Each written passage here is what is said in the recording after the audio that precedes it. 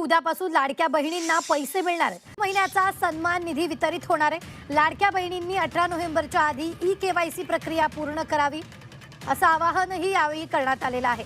मात्र आता ही आनंदाची बातमी आहे, उद्यापासून लाडक्या बहिणींना पैसे मिळणार। लाभार्थ्यांना 3600 कोटी रुपये अनुदान रविवारीच वर्ग करण्यात आलेलं आहे। मी हे स्पष्ट करू इच्छितो की लाडकी बहीण योजना कधीही बंद होणार नाही, कारण आमच्या महायुती सरकारने लाडकी बहीण योजना सुरू केली केवळ आणि केवळ त्यांच्या जीवनामध्ये परिवर्तन यावं, त्यांचं जीवन सुखी समृद्धी आनंदी व्हावं आणि ते स्वतःच्या पायावर आमच्या लाडक्या बहिणी उभ्या राहाव्या यासाठी आम्ही निर्णय महायुती सरकारने घेतला।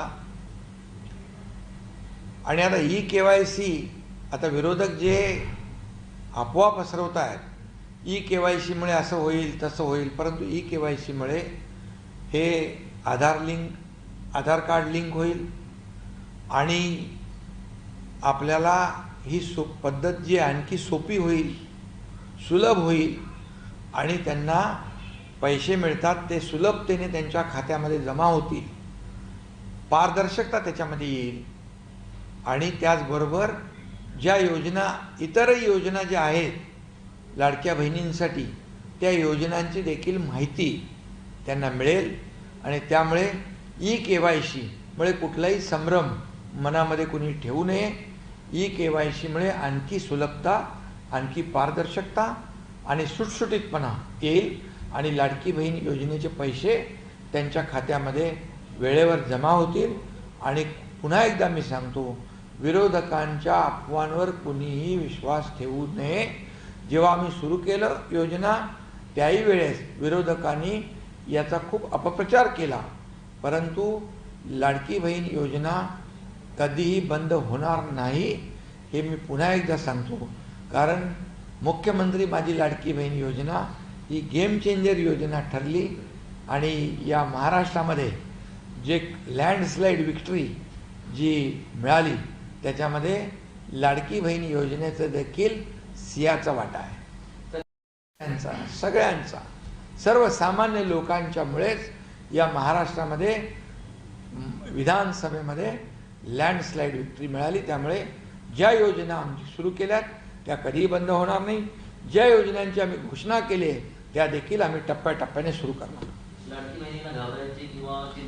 बिलकुल लाडक्या बहिणींनी घाबरण्याची, चिंता करण्याची आवश्यकता नाही।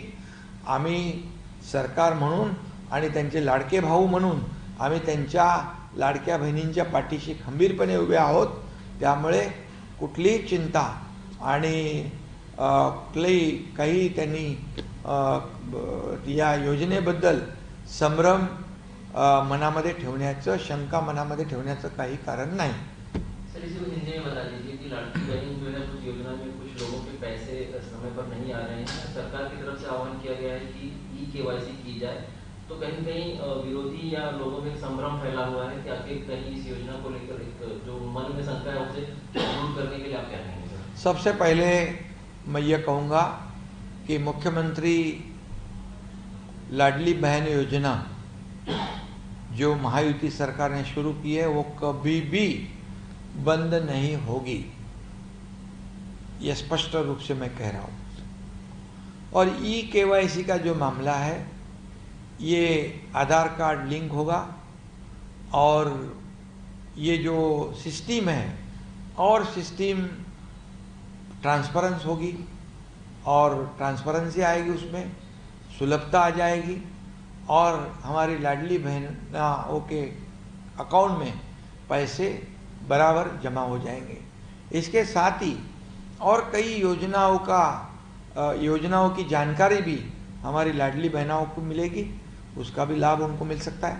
और ये पूरी तरह ये लाडली बहना योजना जो हमने हमारी महायुति सरकार ने शुरू की है, उसका मकसद ये था कि हमारी जो गरीब मध्यम वर्गीय तबकों की जो महिलाएं हैं उनके जीवन में बदलाव आ जाए, सुख समृद्धि आ जाए, आनंद आ जाए, उनका जीवन जो है वो उसमें परिवर्तन आ जाए। और इसीलिए हमने वो योजना शुरू की है। हमारी सरकार ने जो योजना शुरू की, ये योजना के बारे में विपक्ष ने कई आरोप लगाए थे। लाडक्या बहीण योजनेच्या असेच महत्त्वपूर्ण अपडेट्ससाठी जर तुम्ही आपल्या चॅनल अजूनपर्यंत सबस्क्राईब केले नसेल तर नक्की चॅनल सबस्क्राईब करून ठेवा, जेणेकरून तुम्हाला लाडक्या बहिणीची कोणतीही नवीन अपडेट येईल तर सर्वप्रथम तुमच्यापर्यंत आता पोहोचणार आहे।